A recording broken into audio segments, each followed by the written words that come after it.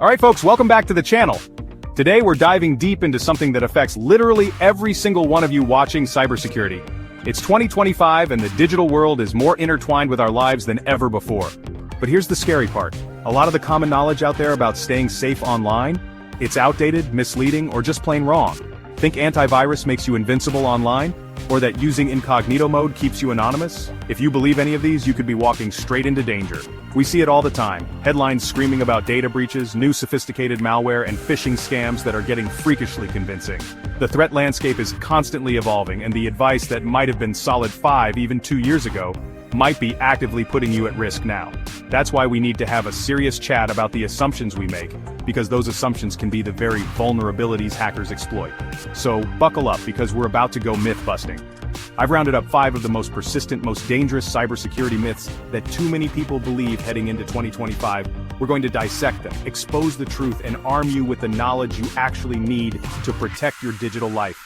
Let's bust 5 cybersecurity myths you still believe in 2025, and the truth will probably surprise you. This isn't just about being tech savvy, it's about digital survival. Stay tuned. Okay, let's kick things off with a big one. I have antivirus software installed, so I'm totally safe, right? Wrong. Look, having a reputable antivirus program is a good first step. It's like wearing a seatbelt. But thinking it makes you invincible is like thinking that seatbelt will protect you if you drive your car off a cliff. Antivirus software relies heavily on signature-based detection. This means it has a massive database of known viruses and malware, and it scans your files looking for matches. That's great for old, well-documented threats. But what about the new stuff? The custom-crafted malware designed for a specific target? Or those zero-day exploits?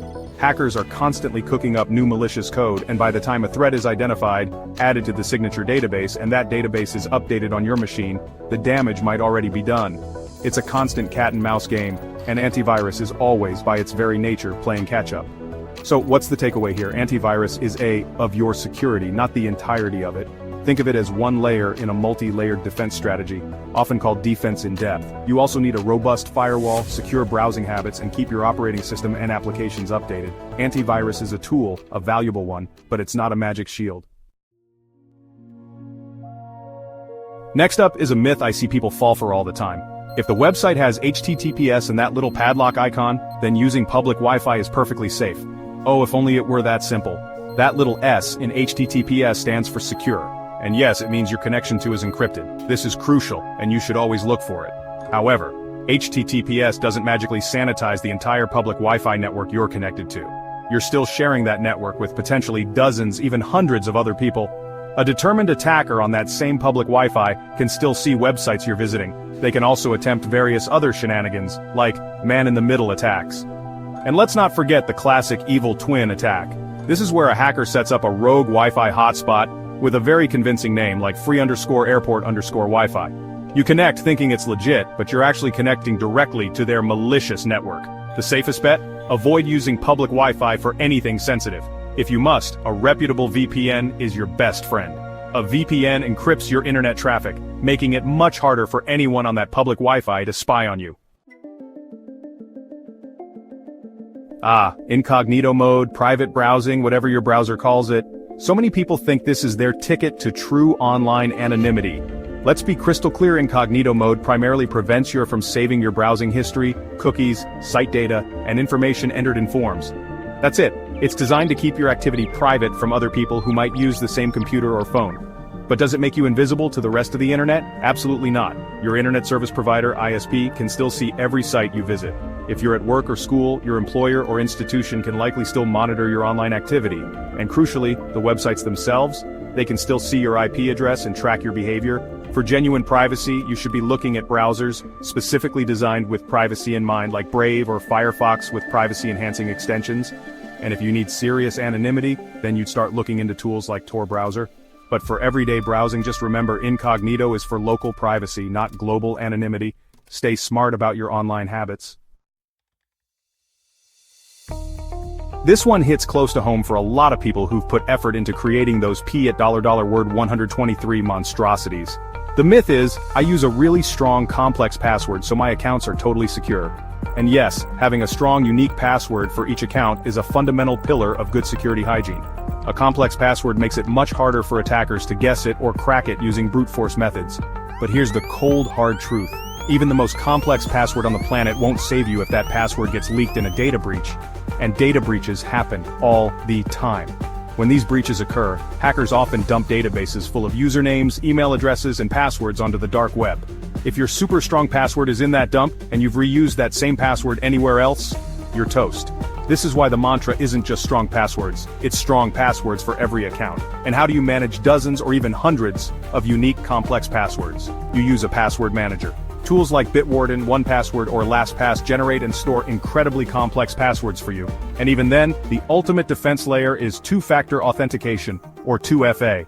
Always enable 2FA wherever it's offered. And finally, the myth that just refuses to die: Macs don't get viruses, or I have a Mac, so I don't need to worry about malware. This was truer back in the day when Macs had a much smaller market share. But the idea that Macs are somehow magically immune to all digital nasties? That's dangerously false. While it's true that macOS has some excellent built-in security features, it is absolutely not impenetrable. Malware targeting Macs is a real and growing threat. We see adware, spyware, ransomware, and sophisticated phishing scams that are platform agnostic. Attackers are well aware of the Macs are safe complacency, and they exploit it. As Macs have gained popularity, they've become more appealing targets. We've seen notable Mac-specific malware strains over the years, so the advice for Mac users is increasingly similar to that for Windows users. Keep your macOS and all your applications updated promptly. Be cautious about what you download and from where. No operating system is a fortress. Vigilance is key. So there you have it, 5 cybersecurity myths that are well past their expiration date. We've seen that relying on just one thing, whether it's antivirus, HTTPS, incognito mode, a strong password, or even a specific operating system, just isn't enough in today's complex digital world. True cybersecurity is about layers, it's about vigilance, and it's about understanding the real risks, not just the perceived ones. Hopefully, busting these myths has given you a clearer picture of what it actually takes to stay safer online. Which of these myths did you believe until now? Be honest. Drop the myth number in the comments. I read and reply to everyone. I'm genuinely curious to know which of these still had you fooled. And if you learned something new today, if this video helped you understand cybersecurity a little bit better, hit that like button. It really does help the channel, and more importantly, it helps more people see this information and stay safe online. Next week, I'm exposing the truth about free antivirus apps, and why some of them might be selling your data. It's a deep dive you won't want to miss, so make sure you're subscribed and have those notifications turned on. Until then, stay smart, stay secure. I'm Pexo, and I'll see you in the next one.